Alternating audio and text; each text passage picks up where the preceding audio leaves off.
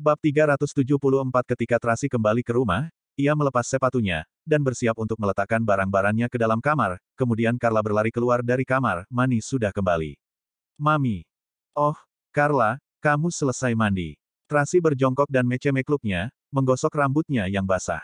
Mami, kami Nick bawa banyak makanan enak, ada di dapur.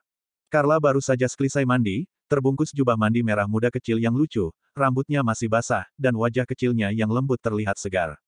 Terima kasih, Carla. Tracy mencium wajahnya, sorotan matanya penuh cinta, hari ini, mainnya senang.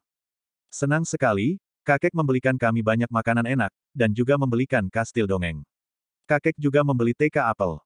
Carla dengan semangat menceritakan apa yang terjadi hari ini, berbicara dengan alis naik turun seperti esekdang menari, dan matanya penuh cahaya. Baguslah kalau kamu senang. Tracy melihat ekspresi bahagia Carla dan sangat lega. Faktanya, anak-anak tidak hanya membutuhkan kasih sayang seorang ibu, tapi juga lebih banyak kasih sayang dari keluarga yang lainnya. Bahkan, tidak peduli seberapa baik dia sebagai seorang ibu, Cia tidak akan pernah bisa menggantikan kasih sayang dari kerabat lainnya. Carla, kamu harus mengeringkan rambut, kalau tidak, nanti akan masuk angin, terdengar suara perawat cantik, ia menatap Carla sambil tersenyum. Ayo sana. Tracy dengan lembut mendorong Carla. Mami, aku akan mengeringkan rambutku dulu, dan aku bercerita nanti. Carla memutar pantat kecilnya yang gemuk dan berlari menuju kamar mandi dengan kaki pendeknya. Tracy menatapnya dengan senyum di wajahnya, sampai punggungnya benar-benar menghilang dari pandangannya, dan kemudian dia melihat Carlos berdiri di ambang pintu kamarnya, diam-diam menatapnya. Carlos. Tracy menghampirinya sambil membawa barang-barangnya. Ia melihat Carlos telah berganti piyama, dan rambutnya tampak seperti habis dicuci, Kainu sudah mandi. Iya, Carlos mengangguk, dan matanya tertuju pada tas pakaian di tangannya. Mami, apa Mami pergi berbelanja? Iya, di mall sebelah sedang ada diskon, jadi Mami ke sana membeli beberapa pakaian. Ketika Tracy berbohong, dia tidak berani menatap mata Carlos. Baju-baju ini murah, hanya beberapa puluh ribu sepotong. Mami harusnya membeli lebih banyak pakaian baru, Mami dari teman sekelasku di sekolah berdandan dengan cantik.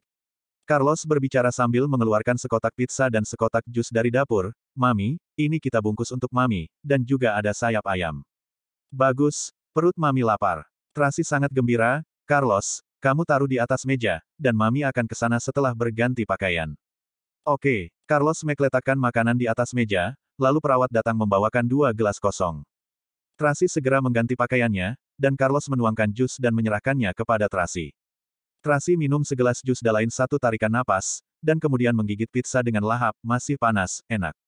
Aku meminta perawat memanaskannya. Carlos minum jus dan menemani Tracy makan. Carlos, kamu juga makan. Tracy mengambil sepotong pizza dan menyerahkannya kepada Carlos. Aku sudah makan, dan aku masih kenyang. Carlos menepuk perutnya yang membuncit. Karena terlalu kenyang, aku tidak bisa tidur. Kalau begitu jalan-jalan lulus saja dan bermain dengan Rosie. Tracy menggosok perut kecilnya. Rosie terus tidur selama 2 hari ini, seperti tidak akan bangun lagi. Ketika berbicara soal Rosie, Carlos menunjukkan wajah sedih. Malam ini, Rosie terbangun, memanggil beberapa kali, lalu tertidur lagi. Mami, apa Rosie sakit? Apa kita perlu membawanya ke dokter? Mami sudah membawanya ke dokter, dan dokter bilang, Rosie hanya mabuk. Setelah tidur selama 3 hari, dia akan bangun dengan sendirinya, semuanya akan baik-baik saja. Tracy meminum jusnya. Mabuk. Mata Carlos membelalak, kenapa Rosie bisa minum alkohol? Itu si bodoh tak berotak yang memberinya alkohol. Tracy berkata dengan santai, setelah mengatakannya, terlintas wajah dingin Daniel di benaknya, sampai membuatnya merinding. Bab 375, Idiot atau Penjahat. Carlos mengerutkan kening karena marah, burung beceo kecil tidak boleh minum alkohol, bahkan anak berusia 3 tahun seperti aku tahu itu, tapi dia malah tidak tahu. Menurutku dia tidak bodoh, tapi jahat. Bukan, Tracy tidak ingin anaknya membenci ayah kandungnya, jadi dia dengan cepat mengubah topik pembicaraan. Oh ya, apa hari ini kamu bersenang-senang? Aku sangat senang istana anak-anak memiliki banyak fasilitas mewah. Aku tidak bisa memainkannya di rumah. Aku bahkan bertemu teman kelasku di taman kanak-kanak. Carlos melaporkan dengan semangat, Christian. Apa kalian bertengkar? Tracy meletakkan pizza, lalu bertanya dengan pelan. Tidak, Carlos menggelengkan kepala dan wajahnya penuh simpati. Dia berbeda dari sebelumnya, dia tidak lagi bergaya sombong seperti sebelumnya, tapi malah berubah menjadi tertutup, dia tidak bermain dengan anak-anak lainnya, kecuali Carla. Setelah mendengarnya, Tracy terdiam. Sejak ibu dan anak perempuan dari keluarga Ellis tahu bahwa Daniel adalah pria pada waktu 4 tahun lalu, mereka tidak pernah memprovokasi dia lagi.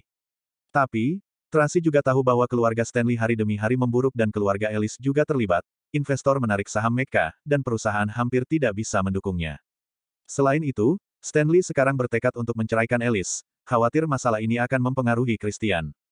Sebenarnya urusan orang dewasa tidak boleh melibatkan anak-anak. Meskipun Christian berkonflik dengan Carla sebelumnya, Tracy selalu merasa bahwa sifat anak itu tidaklah buruk. Sangat disayangkan karena faktor keluarga mereka yang seperti sekarang ini. Mami, kenapa kamu menyamar sebagai petugas kebersihan saat pergi ke istana anak-anak? Carlos mungkin memikirkannya sekian lama dan akhirnya menanyakan pertanyaan ini, apa demi melindungi kami? Iya, Tracy mengangguk dan berkata dengan lembut, Mami khawatir, ingin pergi melihat kalian, tapi Mami tidak ingin mengganggu kamu bermain, jadi. Mami, hati Carlos tersentuh, lalu dia merentangkan tangannya dan memeluk Tracy dengan kerat. Carlos, Mami tahu bahwa kamu pintar dan pengertian. Tracy mencepuk punggung Carlos dan berkata dengan lembut, tapi Mami Becer harap kamu bisa bahagia menjadi dirimu sendiri dan serahkan sisanya pada Mami. Mami akan menjaga kalian dengan baik, oke? Carlos khawatir pada Mami, Carlos menahan air matanya dan tersedak. Carlos tidak ingin Mami diganggu, Carlos ingin melindungi Mami. Anak bodoh. Tracy tidak bisa menahan mata merahnya, tapi menarik napas dalam-dalam, mencoba menenangkan suaranya, Mami tidak akan diganggu, jangan khawatir. Iya, Carlos mengangguk dan tidak berkata-kata lagi. Tracy memegangi wajah kecilnya, lalu mencium keningnya dan berkata sambil tersenyum, oke, tidurlah, sudah malam. Oh ya, di mana Charles? Dia sudah tidur dari tadi. Carlos memutar matanya dan berkata dengan mulutnya yang kecil, dia bilang dia akan bermain Lego denganku setelah aku selesai mandi, tapi ketika aku keluar dari kamar mandi, dia tertidur di karpet sambil memegang Lego, perawat menggendongnya ke ranjang, tapi dia tidak melepaskan tangganya dari leher perawat. Hahaha, Tracy tertawa, Charles sangat imut. Carla juga sudah tidur. Pada saat ini, perawat keluar dari kamar mandi dengan Carla yang gemuk dan berkata dengan tidak percaya, aku tadi masih mengeringkan rambutnya, ketika mengeringkan, kenapa kepala kecilnya terjatuh, lalu aku melihatnya lebih dekat, ternyata tertidur, hahaha. Sepertinya hari ini kalian bermain hingga kelelahan. Tracy memandang Carla sambil tersenyum. Kelihatannya kecil tapi lumayan berat. Dokter tersenyum. Perawat lainnya bergegas membantu, cepat bawa dia ke ranjang. Mereka berdua dengan hati-hati meletakkan Carla di ranjang putri, menyelimutinya, dan menutup pintu sebelum mengucapkan selamat tinggal pada Tracy. Setelah Tracy mandi, dia ke kamar anak-anak untuk memeriksa apakah selimut ketiga anaknya tertutup dengan benar. Melihat penampilan tidur mereka yang lucu, senyum bahagia muncul di bibirnya. Bab 376 dalam sekejap mata, tiba hari Senin lagi, dan pagi yang sibuk dimulai. Pukul 6.50, Bibi Juni menelepon tepat waktu dan dengan cemas mengingatkan Tracy, Nona, hari ini hari Senin, jangan lupa pakaikan anak-anak seragam dan lencana sekolah. Oke, aku tahu. Tracy buru-buru mengganti pakaiannya, lalu membuka pintu dan melirik keluar. 3 perawat datang 5 menit sebelumnya, 1 orang sedang menyiapkan sarapan, 1 orang sedang mencepang rambut Carla, dan yang lainnya mengganti obat dan pakaian Charles. Tracy menutup pintu dan mandi di kamar tidur utama. Oh ya, Carla ada kelas seni hari ini, Carlos ada kelas robotika, dan Charles ada kelas sepak bola, tapi kaki Charles terluka, jadi aku khawatir dia tidak bisa hadir, tapi kelas ekstrakurikuler ini juga jangan lupa beritahu ke 3 perawat. Bibi Juni masih mengingatkan dan pada saat yang bersamaan juga terdengar nasihat perawat di ujung telepon yang lain. Bibi Juni, Dokter Lily sudah datang, apa Anda bisa tutup telepon dulu? Kami ingin periksa tekanan darah Anda. Tunggu sebentar, aku belum selesai. Bibi Juni lanjut bicara pada Tracy di telepon, Nona, Carlos tidak suka kuning telur, jadi jangan lupa bujuk dia untuk memakannya. Charles selalu diam-diam menuangkan susu ke pot bunga, jangan lupa awasi dia, Carla jangan makan kulit susui, jika tidak dia akan diare. Aku tahu, Bibi Juni. Tracy berkata sambil menyikat giginya, Bibi fokus saja pada proses penyembuhan, 2 hari ini aku akan meluangkan waktu untuk membawa anak-anak menjenguk Bibi. Oke, kalau begitu, cepatlah mandi, dan jangan lupa sarapan. Setelah menutup telepon, Tracy memikirkan nasihat Bibi Juni, dan hatinya merasa hangat. Karena ada 3 perawat yang merawat, jadi pagi ini jauh lebih tertib dari biasanya. Ketika Tracy keluar dari kamar mandi, mereka sudah menyediakan sarapan, dan anak-anak sudah berpakaian rapi, rambut tersisir rapi, dan duduk dengan patuh di meja makan hendak sarapan. Tracy juga sarapan, lalu turun bersama anak-anak, mengantarkan mereka ke bus sekolah, dan naik taksi ke kantor. Beberapa waktu ini sering terjadi masalah, tidak ikut dan serius bekerja. Tracy merasa agak malu dan bersumpah dalam hatinya bahwa dia harus bekerja keras mulai hari ini dan seterusnya. Hari ini, Tracy Uiba LCB awal dan tidak perlu mengantri di Lisi. Ketika hendak masuk list, tapi malah melihat Winnick dan beberapa petinggi ada di dalam lift, jadi dia buru-buru mundur, kalian naik saja dulu, aku tunggu lift berikutnya. Masuk saja. Winnick bergeser untuk memberi ruang. Tracy menundukkan kepala sambil berjalan masuk. Beberapa petinggi itu sedang membahas sesuatu dan tidak ada yang peduli pada Tracy. Ibu Winnick, jam siang ini ada konferensi pers, kan? Apa Presdir akan hadir? Seorang petinggi tiba-tiba bertanya. Untuk masalah sepenting ini, Presdir pasti hadir, kata Winnie sambil tersenyum. Apa Presdir Linda akan hadir? Sepertinya beberapa hari ini aku tidak melihatnya. Presdir Linda memiliki kemampuan, berbakat, cantik, santai, dan sama sekali tidak gengsi. Benar, aku bertemu dengannya di restoran di lantai 7 sebelumnya dan dia yang berinisiatif menyapaku. Dengar-dengar Presdir Daniel dan Presdir Linda akan menikah, apa itu benar? Aku tidak tahu tentang ini. Winnick melirik Tracy dan berkata sambil tersenyum, konferensi pers hari ini sangat penting, lebih baik semua orang bersiap-siap, jangan bergosip. Haha, baiklah. Mereka masih berbicara, tapi Tracy menundukkan kepala dan terdiam sambil berpikir bahwa tidak heran akhir-akhir ini dia tidak melihat Linka, ternyata dia pergi ke luar negeri. Entah apakah setelah kembali hari ini, dia akan membuat masalah lagi atau tidak. Terakhir kali di Taman Lukchils, Linda berbuat banyak hal, mempersulitnya, dan bahkan melibatkan Victor. Namun, hari ini perusahaan mengadakan konferensi pers apa? Kenapa dia tidak tahu? Daniel sendiri tidak muncul pada konferensi peluncuran produk teknologi baru sebelumnya, tapi acara peluncuran hari ini pasti sangat penting, karena dia akan hadir. Bab 377 ketika dia tiba di ruang kantor Presdir, Winnie langsung memberitahu Tracy bahwa dia telah dipindahkan. Kelak tidak lagi bekerja di meja resepsionis, tapi ruang dokumen yaitu bertanggung jawab atas pencetakan dan penyortiran dokumen. Tracy telah berada di perusahaan itu begitu lama dan dia juga tahu bahwa posisi baru dan sebelumnya adalah posisi terendah di lantai 68. Di meja resepsionis setidaknya bisa melihat Presdir dan petinggi lainnya setiap hari. Jika berkinerja baik atau bertemu dengan seorang petinggi yang suasana hatinya baik, mungkin ada peluang untuk promosi. Sedangkan, pekerjaan mencetak dokumen setara dengan memasuki istana dingin. Setiap hari harus bekerja dan duduk di ruang kecil, menunggu sekretaris senior mengirim berbagai dokumen elektronik, lalu mencetaknya, memilahnya, dan mengantarkannya ke karyawan yang bersangkutan. Stagnan, tidak akan ada kesempatan untuk promosi, dan tidak mudah berbuat salah. Tracy tahu bahwa selama ini kinerja tidak bagus dan wajar baginya untuk dipindahkan. Jadi dia tidak mengatakan apa-apa, dan dengan sukarela berkemas, lalu pergi ke ruang dokumen. Ada 3 gadis di sini, pekerjaan mereka sama dengannya. Mereka bermain ponsel saat tidak ada kerjaan dan begitu pekerjaan datang, mereka segera mengerjakannya. Begitu melihat Tracy datang, salah satu gadis berkata dengan dingin, si penyogok ditempatkan di tempat kita, sungguh menjengkelkan. Si penyogok apa? Menurutmu? Pekerja di meja resepsionis yang selalu minta cuti dan tidak masuk kerja, tapi tidak dipecat, bukankah itu penyogok? Betul juga. Setelah mendengar percakapan ini, Tracy tidak mengatakan sepatah kata pun dan hanya meletakkan barang-barang di mejanya, lalu fokus membaca dokumen. Di sini sangat santai dan ada lebih banyak waktu untuk belajar. Pada pagi hari, Tracy hampir tidak ada pekerjaan. Dia mengetak beberapa dokumen dan memberikannya kepada Winnick, lalu duduk di mejanya dan membaca dokumen. Dia secara tidak sengaja mengetahui tentang proyek baru melalui dokumen-dokumen ini. Ternyata keluarga Linda mencari keluarga Daniel untuk bekerja sama dan mereka ingin mengembangkan 33 hektar tanah di dekat Danau Tiberias bersama-sama, membangun laman hiburan skala internasional dan hotel bertema liman hiburan di sebelahnya. Proyek ini membutuhkan dana lebih dari 80 triliun, keluarga Linda tidak memiliki uang sebanyak itu, jadi mereka mencari keluarga Daniel untuk bekerja sama. Tentu saja, Daniel juga optimis dengan proyek ini, jadi mereka cocok. Tracy dengan teliti membaca dokumen yang berhubungan dan menyadari satu masalah. 33 hektar tanah tidak sepenuhnya adalah tanah kosong, beberapa bagian perlu dihancurkan, termasuk 7 pabrik dan villa lama keluarga Tracy. Tracy tidak mempedulikan tempat lain, tapi tentang keluarganya, Smith, dia hanya melihatnya sekilas langsung menyadarinya. Meskipun kediamannya telah lama jatuh ke tangan Frank dan beberapa paman lainnya, tetapi itu tetap kediaman keluarga Smith.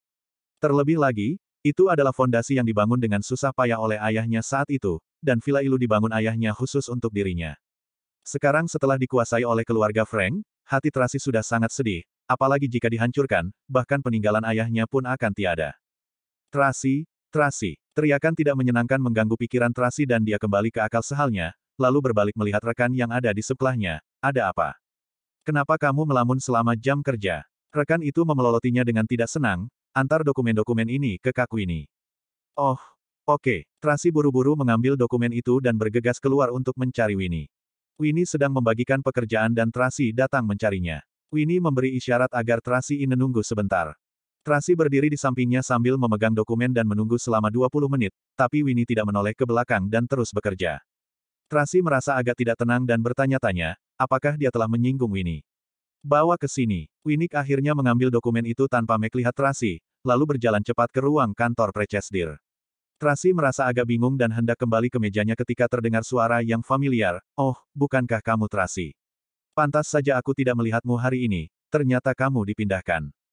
Bab 378 Tracy menoleh ke belakang, ternyata Linda, dia mengenakan setelan putih modis dengan temperamen dingin dan menawan, dengan seringai mengejek di bibirnya sambil menatapnya dalam-dalam. "Halo, Presdir Linda." Tracy menundukkan kepala, lalu menyapa, dan hendak pergi.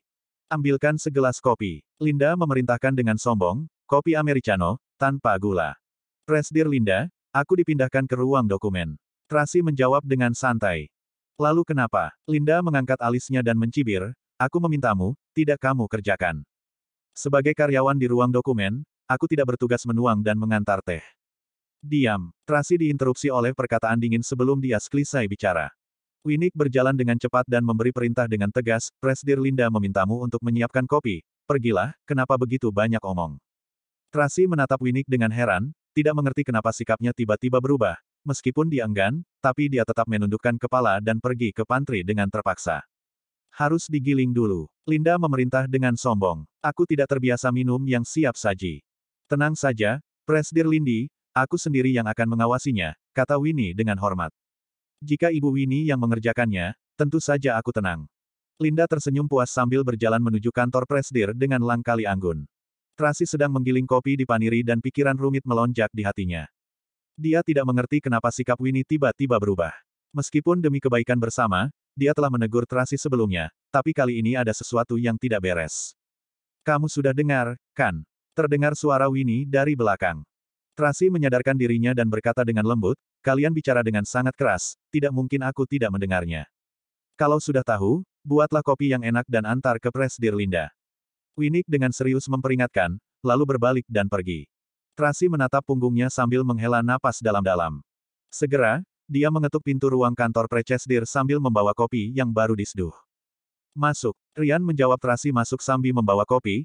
Ryan yang sedang menunggu di dekat pintu, tertegun sejenak, tapi dia bereaksi dengan cepat dan mengulurkan tangan untuk mengambil kopi. "Serahkan saja padaku, keluarlah dan lanjutkan pekerjaanmu." Ryan sangat pintar, dia bisa melihat sekilas bahwa Linda sengaja mempersulit Tracy. "Terima kasih." Tracy meliriknya sambil berterima kasih dan hendak pergi.